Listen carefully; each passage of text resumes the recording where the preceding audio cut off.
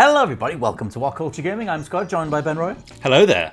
Hello there, Ben Roy, my friend. Now, we just finished doing a Resident Evil full spoiler podcast, which will be live on the video and audio feeds very, very soon. However, out there in the internet land, there's a user called Otis_INF who's been using a photo mod to dive into Resident Evil 8's post-credit scene and just break everything wide open. So this is full spoilers for where Resident Evil 8 ends, because that game's final shot is a SUV driving away, having Rose, Ethan's daughter, in the passenger seat, being stopped by a mysterious figure on the side of the road, which, now that we've been able to zoom in or see footage of it being zoomed in, seems to be Mr. Ethan Winters himself. Yes, the legendary Ethan Winters, that everyone seems to know his name. It's burnt into my head now. Played this game so many times. But yes, it's the exact model. It's a model with like a hoodie on of Ethan, and it's even got his like mouldy hand. Someone's managed to get a really, really close-up detail of it, which is it almost looks faked, but I mean, I'm believing it's real. And when they fly in, you can see sort of like, as the world, like as we move the movie set away, you can see like moving away. But yeah, it's the Ethan Winters model, but is it actually Ethan Winters? That is the question. Like, is that just a placeholder, or is that maybe just something a certain character has seen and not actually a corporeal form? Well, that's kind of the thing, is that they make a big deal at the end of Resident Evil 8 of just saying, the father's story is done. You get to see him go off and blow himself up and take out the Mega Mycete or the Mycete, whatever the hell we're calling that big old consciousness hard drive thing. One of the Mycete things, and he's like blown up in amongst that stuff. So I think for me to bring him back immediately, like in the back, because they must have known people were going to do this. They rendered it out properly. It's not like it's done with a FMV. It is like an in-game cutscene where you can detach the camera, zoom in, and see who's actually there. They must have known this was going to happen. But at the same time, same footage from Otis_INF does show that this character model is in previous cutscenes as well. So it's like, it does seem like just a stock face model that kind of just is wherever they need to like put that, it just kind of gets applied. So I don't know. I feel like it doesn't make a whole lot of sense to immediately have him walking there as if he survived anyway. But at the same, because I mean, it's 15 years in the future as well. So like he's been waiting to turn back up again. But what does your theory mind tell you? My theory is it's literally a hallucination of Rose, but Capcom. It's weird that Capcom didn't just use a model of Ethan, but then have the face sort of blanked out like they have had in like promotional stuff and stuff like that. So yeah, they either they must have known, or they were a bit silly and just like, oh, we put that there and no one's ever going to see it. If I was doing that and I wanted to leave things open, I would have just had a male model or an Ethan looking model, but without the face obscured, because people are going to fly over there and see what's going on. So yeah, I think Ethan's done, and I think because the Mega Mycete, once people are brought into the mod at some point, their consciousness is in there, like as Mother Miranda's daughter was for maybe 100 years or something? Yeah, 100 years into this bio hard drive. So it's very possible that if that even a sliver of that is survived, or the fact that a lot of that has been transferred into Rose, she now maybe has all these memories. She's got Heisenberg in there talking about boulder punching Chris's. She's got Frogman Monroe upset, and she's got Lady Dimitrescu going in to asking for her to have a glass of wine every now and then. But I think that it's going to be either the Mega Mycete hard drive sort of memory productions are in there, and then they can do a fun thing where you either hallucinate in the next Resident Evil game or hear Ethan talk to her. You won't see the face, obviously, because he's the faceless phantom. We don't know who he is.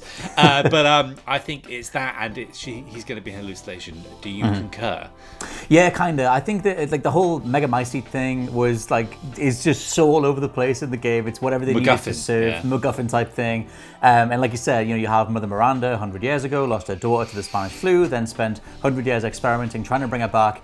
And this whole idea of the Mega Mycete being this essentially like a giant cloud server that just sort of stores consciousness for as long as they need them to.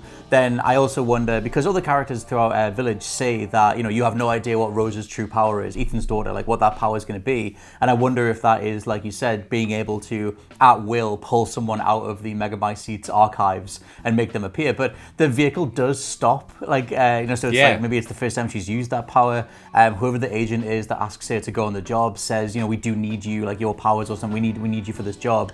And maybe because she's just came from the graveyard, that is her somehow accidentally channeling, creating Ethan or whatever in some sort of form that lets her talk to him again.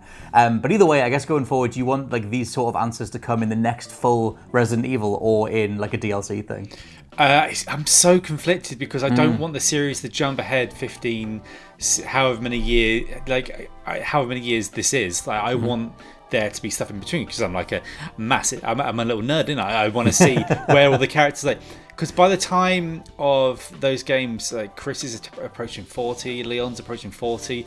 By the time of then, they're going to be near 60. So it's like, are we just fast forwarding and just chucking everything out of the way? Because up until now, every game's come out within a year of the real world. Like they're always set in the immediate sort of like time. Obviously, apart from the remakes, where like they're set like back in the 90s when they first came out. So I would like this to maybe be sprinkled away for a bit.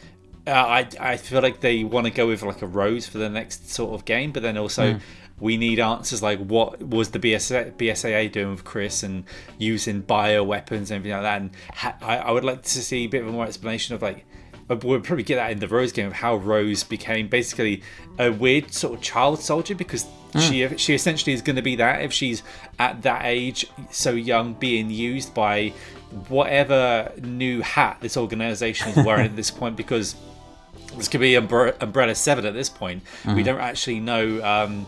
And the fact that she also Rosa alludes to, I've got more powers than you would know. So maybe more of these powers is bringing old Daddy Ethan back into her brain.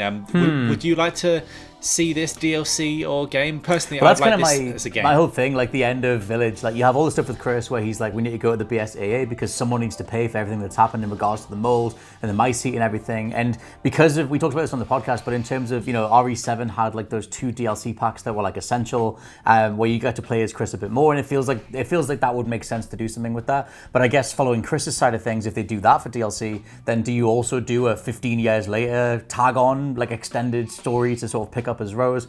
My assumption would be that Rose is the main character in RE9, but at the same time, like you said, there is that big sort of like, how do you like, do you just go full bore into the 15-year gap, or do you go back to where we left off with Chris? I kind of want to see both sides of it, but I don't know if we're getting carried away with fan stuff as well, because they said the father's story is done, and maybe because it is an after credit sequence, that is just meant to be his final scene. It's just meant to be the father will be with his daughter. At least he got to see her grow up, because he gets to see her go off and do a mission and stuff, and maybe that's just meant to be it. They do kind of keep to their word as well. Like they got out of Raccoon City, they blew that up. They blew up Wesker to make sure Wesker wasn't going to come back. They blew up Ethan, so everything they blow up tends to not come back. So which makes me wonder as well if, like, after 8, you have, if you treat the Rose stuff as like an addendum, like it's literally post credits, it's post wherever Resident Evil eventually ends, 15 years later, that scene happens. Then you could still go forward with RE9, where you're finally playing as Chris in the main role for a full game. Maybe you then reintroduce the rest of the STARS unit and etc. But I don't know, it feels like they've kind of like teased like a wider fiction. They have like a new character like Rose, and I wonder how at one point or at some point they're going to have to do a next generation of characters. So whether Rose fits that mold or build correctly, then I kind of wonder about that too. And more gameplay opportunities. Like theory video before, it's like if they brought back a Jill or a Sherry, they could have some sort of bio powers. And obviously, I say obviously because of all the magical anime stuff that was happening with Mother Miranda and all the Mega Mycete and the mold towards the end, where it's just like, am I just watching some anime now? Maybe I am. I think I like it, but yeah, with Rose, I think that she's going to have more abilities than maybe just some guns. Which I would hope like they do like Bioshock style powers or something. But I also wonder whether that would break Resident Evil. But yes, let us know what you think down in the comments below. The fact that the mysterious stranger, the mysterious person at the very end of Resident Evil Village is actually Ethan Winters himself. What do we think is going to happen going forward? Let us know what you think. For now though, I've been Scott from WhatCulture.com. And I've been Ethan Winters. And we'll catch you next time. See you later.